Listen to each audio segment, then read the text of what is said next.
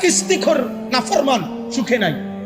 আমি চ্যালেঞ্জ, নাহলে তারাই এখন প্রতিবাদ করেন, আমি রাজি আছি। আমার জীবন, আমরা তো এই সারা বাংলাদেশ ঘুরা জীবন, হাজারো মানুষের সাথে আমাদের কথা।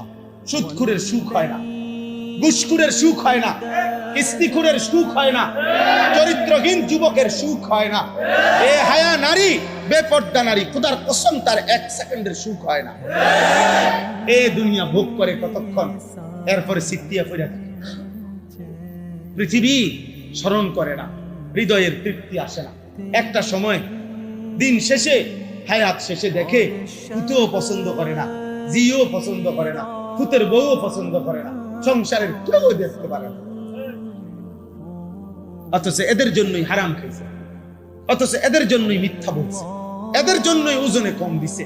নাহলে একটা বেড়া নিজে চলনের লেগা এত টেয়া লাগে না।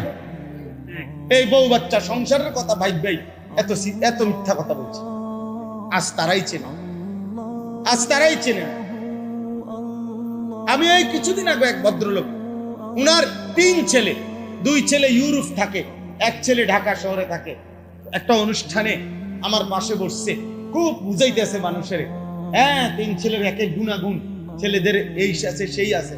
পরে কথা শেষ হয়েছে, আর আমি শুধু বললাম, আঙ্কেল বাসায় কে থাকে এখন? আপনি যে বাসায় থাকে?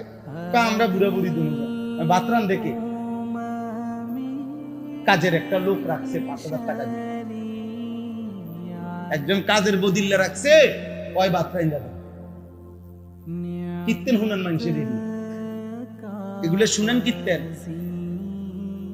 কথা বলেন না। কাজের মহিলার রান্না আর আপন সন্তানের খেদমত বরাবর।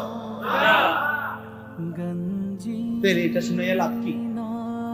এটা শুনাইয়া লাভ কি বলে? দুনিয়া আমাদেরকে ধোঁকা দিচ্ছে, দুনিয়া ধোঁকাই দিবে, দুনিয়া ধোঁকাই দিবে।